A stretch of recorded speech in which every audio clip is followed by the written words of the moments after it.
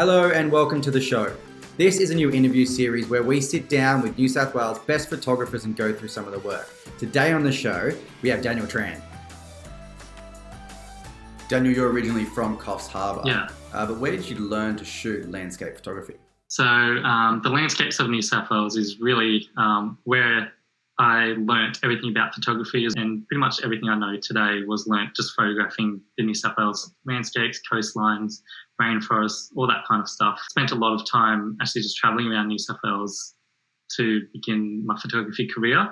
And yeah, just the state has just so much to offer, really. What are your tips for people who are thinking about getting into landscape photography and travelling? So I think photography is a great tool for a lot of people out there just to get out, explore more with camera in their hand, and learn more about the landscape at the same time. I think now is a really good time to get your bucket list sorted. There are so many incredible places right here in New South Wales that are just waiting to be explored. Okay, so where's the best place for people to go to find inspiration around locations for landscape photography? Well, Google Maps and Images really is your best friend. You can find so much information on there, and just by doing a little bit of research on there, you can easily find abundance of locations in New South Wales to shoot from. Other than that, I've also found the Visit New South Wales social channels to be a good place to get some travel inspiration from. All right, well, why don't we start getting in some of your shots? Let's start with this image behind you. Where's this taken? So that was taken at Curracurrong Falls down at the Royal National Park, just south of Sydney. It's a bit of a hike to get down to this spot, and the waterfall actually doesn't flow that often, so it takes quite a bit of rainfall for it to actually flow well. So I think this was taken about after a few good days of rainfall. Me and a couple of friends headed there for sunrise, so it was a super early start at around like 4 o'clock in the morning. We got in our cars, drove down to this spot and walked about an hour or two. And yeah, it was a pretty incredible morning to just witness those colours. And we also saw a pod of dolphins just down at the bottom as well, which is a pretty amazing sight to see. Great way to start the morning. With this sort of light, how long do you have to capture the sunrise? You probably have 5-10 minutes usually at the most when the colours are at its peak. And that's when you capture all the shots then. And yeah, it can be pretty frantic, those 5-10 minutes just running around trying to capture as much as you can during that window of light that you have. Okay, so let's move on to your second photo today. Where is this photo taken? So this photo was taken down the south coast of New South Wales, down at a place called Bermagui. And this rock feature that I photographed here is called Horsehead Rock. Yeah, so this is on the south coast of New South Wales. What is it so special about this area that attracts other landscape photographers like you? This whole south coast is incredible. There are so many great hidden gems down that way. And I think a lot of people don't really realise how amazing it is down there. I personally always love visiting down the south coast, and it's usually always at the top of my list of places to go when I'm thinking about road trips to do in New South Wales. You have so much variety in this location. So you have Horsehead Rock, which is behind me here, but then also Camel Rock. And that's literally between walking distance of each other, which is pretty crazy. And just a short drive away and a boat trip is Montague Island as well. We can swim with seals down there. So it's, yeah, pretty incredible experience. Can you point out the horse's head for me? So that's the horse's head there. Yeah, and then the neck's like around here this way. So it's like drinking from the water or the ocean. Yeah. Yeah, it's pretty cool. Why is this shot so significant to you? Funny story about this one. So I first shot this location, I think it was in 2017 or 16. And I've always wanted to capture an astro shot or the Milky Way behind Horsehead. And I've been probably 4 or 5 times every year just to capture this shot, and I finally got it last year. So after many visits, the conditions were finally right, and the alignment of the Milky Way just all lined up, and I was able to actually capture this shot after many failed attempts. There's not many other places in the world where there's a rock feature that actually looks like a horse's head. which is pretty crazy and unique. So yeah, just capturing that with the Milky Way behind it was pretty special. Okay, can you explain to me what's happening in this photo? Yeah, so this photo was taken at around, I think it was 9 o'clock at night time, and the Milky Way is just rising over the horizon. So that's the galactic core there that's rising just above the horizon. And I framed it just so I have Horsehead Rock in the other side of the frame, so it kind of balances out a little bit more. And that glow from the horizon there is actually the moonrise. So it's creating that little bit of warm tones to the sky. All right, so moving on to the sunrise photo, what can you tell us about this shot? So this photo was taken at Warrumbungle National Park.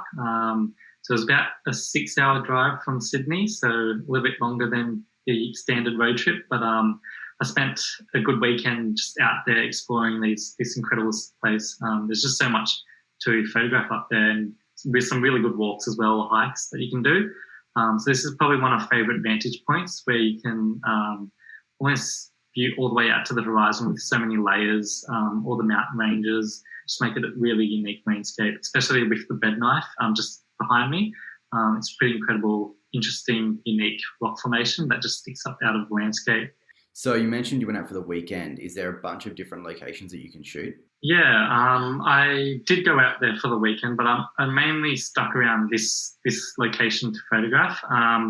But there's a lot of variety to be had just around this location. So you can actually shoot or photograph facing north, which is this shot here, that was facing north. And then there's also another really interesting rock formation when you're facing south as well. This location is quite well known for its nighttime photography as well, correct? Yeah, definitely. So it's Australia's first dark sky park.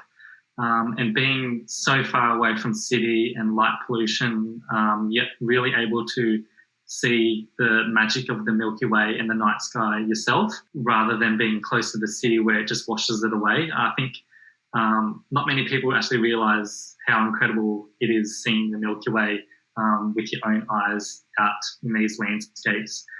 It's a pretty amazing experience. When you're framing a shot in landscape photography, what is the most important element to keep in mind, do you think?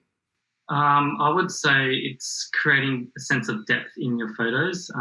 You're working with a 3-dimensional scene, but a 2-dimensional camera, so that can be a bit challenging to overcome. But if you're using wide-angle lens, you can actually create a little bit more sense of depth in your photos. How would you go about creating that depth? So I always like to think of 3 different layers in my photographs. So that could be the foreground, the middle ground, and the background.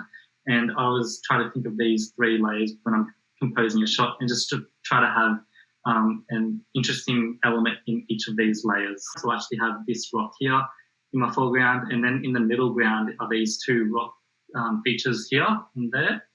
And then all the way in the distance is the mountains or the mountain range in the background, and that really just helps add a bit more sense of depth in your 2D shots and gives it a little bit more of that 3D feel to your images.